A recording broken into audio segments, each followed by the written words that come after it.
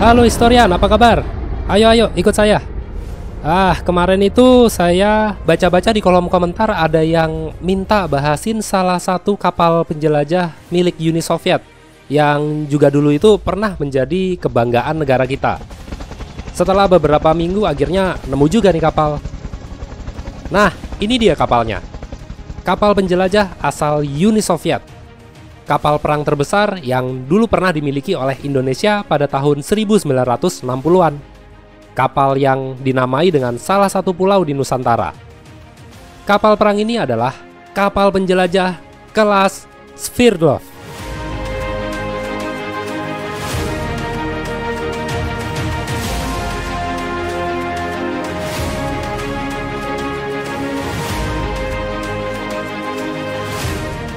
Ceritanya kita mulai dulu setelah Perang Dunia Kedua itu selesai.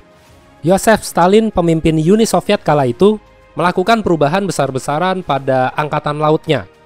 Dia ingin Uni Soviet memiliki kekuatan tempur di laut untuk menandingi armada-armada Amerika Serikat atau Inggris. Nah, langkah awal yang harus dilakukan oleh Uni Soviet adalah memproduksi lebih banyak kapal cruiser atau kapal jenis penjelajah.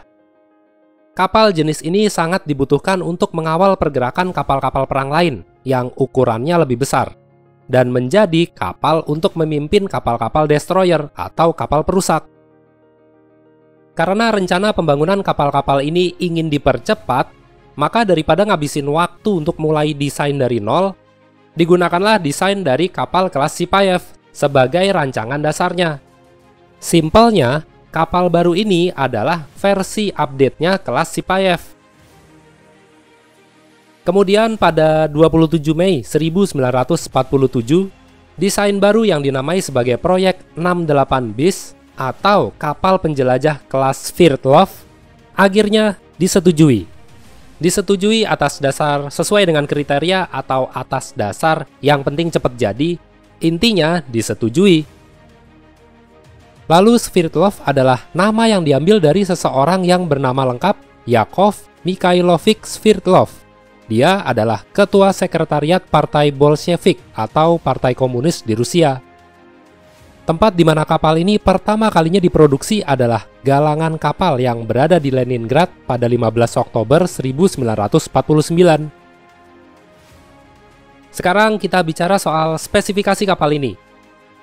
Memiliki bobot awal sekitar 13.600 ton. Kalau udah terisi muatan penuh, ya kira-kira bisa menjadi seberat 16.640-an ton. Untuk panjangnya, kapal ini memiliki panjang total 210 meter, lebar 22 meter, dan tinggi keseluruhan kalau termasuk sama tiang-tiangnya ya, bisa mencapai kurang lebih 46 meter. Soal ketebalan lapisan baja, bagian sabuk kapal memiliki ketebalan 100 mm, kemudian menara pengawas 150 mm, dan bagian dek 50 mm. Meriam utamanya memiliki lapisan baja depan 175 mm, sampingnya 65 mm, belakang 60 mm, dan atapnya 50 mm. Kapal ini dilengkapi sebanyak 19 radar. 4 adalah radar penjejak udara, 1 radar navigasi, 10 radar pengatur tembakan senjata, 2 radar pengatur tembakan meriam, dan 2 sistem jamming elektronika. Sekarang kita bicara persenjataan. Meriam utama yang digunakan kapal ini adalah 4 meriam B38 L57 dengan kaliber 152 mm. Lalu senjata lainnya adalah 6 meriam SM51S kaliber 100 mm, kemudian didukung dengan 16 senjata anti pesawat V11M dengan kaliber 37 mm, dan 2 tambahan peluncur torpedo tipe PTA-5368 bis dengan kaliber 533 mm. Tenaga penggeraknya adalah 2 Shefgir turbin uap, 6 boiler dengan kekuatan 125.000 tenaga kuda, kecepatannya sanggup mencapai 32,5 knot, atau setara dengan 60-an km per jam. Nah, bicara soal personil, kapal ini membutuhkan sekitar 1.250 awak. Selain dimiliki oleh Uni Soviet, Indonesia juga dulu pernah membeli kapal kelas Sverdlov ini, tepatnya pada 5 Agustus 1962. Itu waktu zaman kepemimpinan Bapak Soekarno, zaman di mana Indonesia masih sangat dekat dengan Uni Soviet. Kedekatan ini ada alasannya. Sebelumnya Indonesia pernah menyambangi Amerika Serikat untuk mengajukan pinjaman pembelian alutsista, tapi tidak disetujui. Nah, saat mengajukan pinjaman pada Uni Soviet, proposal tersebut disetujui. Inilah yang menjadi salah satu alasan kedekatan Indonesia dengan Uni Soviet.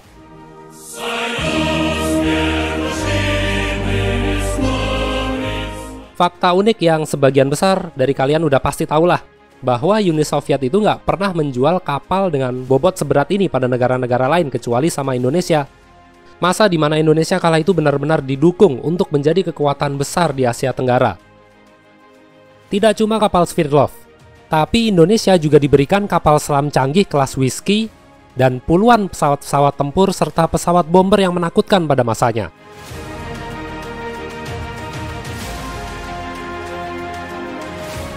Sebelumnya kapal Sverdlov yang dibeli Indonesia ini namanya adalah Ordzhonikidze dengan nomor identifikasi 310. Kemudian setelah resmi menjadi bagian dari Angkatan Laut Republik Indonesia pada 24 Januari 1963, namanya menjadi KRI Irian dengan nomor identifikasi 201. Beberapa modifikasi juga telah dirubah oleh pihak Uni Soviet agar kapal ini dapat lebih cocok digunakan di wilayah tropis. Tujuan Indonesia membeli kapal ini adalah persiapan untuk mendukung operasi Trikora, terutama untuk menghadapi armada Karel Doorman milik Belanda. Di masa tersebut, KRI Irian adalah satu-satunya kapal perang terbesar yang pernah kita miliki kala itu, dan juga satu-satunya kapal perang terbesar di Asia Tenggara.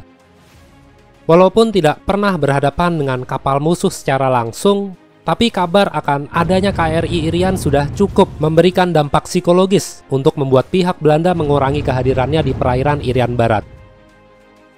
Selanjutnya, setelah peristiwa G30 SPKI tepatnya pada tahun 1965, setelah Soekarno disingkirkan dari kursi kekuasaannya, hubungan Indonesia dengan Soviet sudah tidak lagi seperti sebelumnya. Soeharto yang lebih memihak kepada blok Barat seakan tidak peduli akan alutsista-alutsista yang berasal dari Uni Soviet. Hal ini berimbas pada perawatan kapal KRI Irian yang menjadi tidak terurus.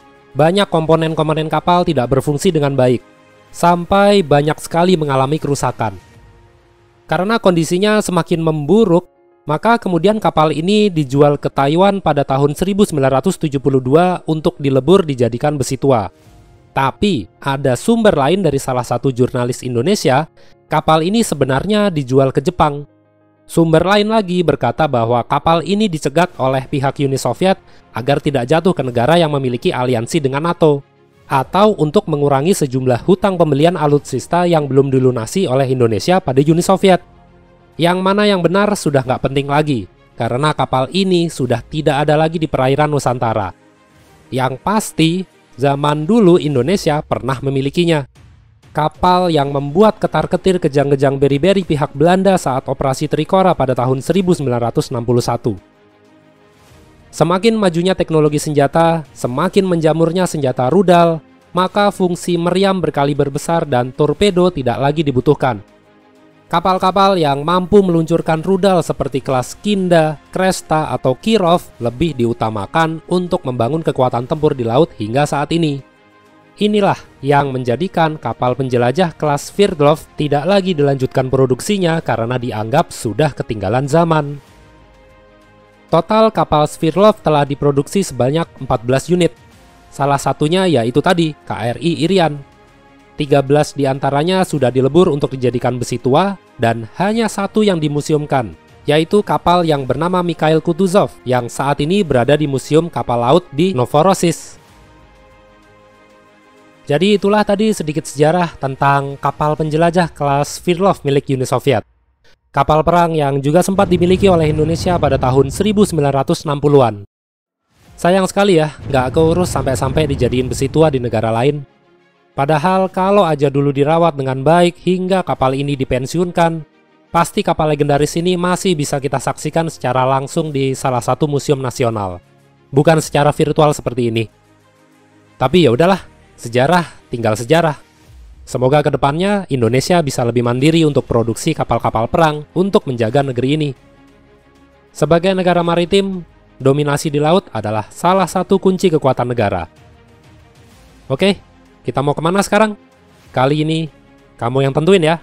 Saya ikut aja deh.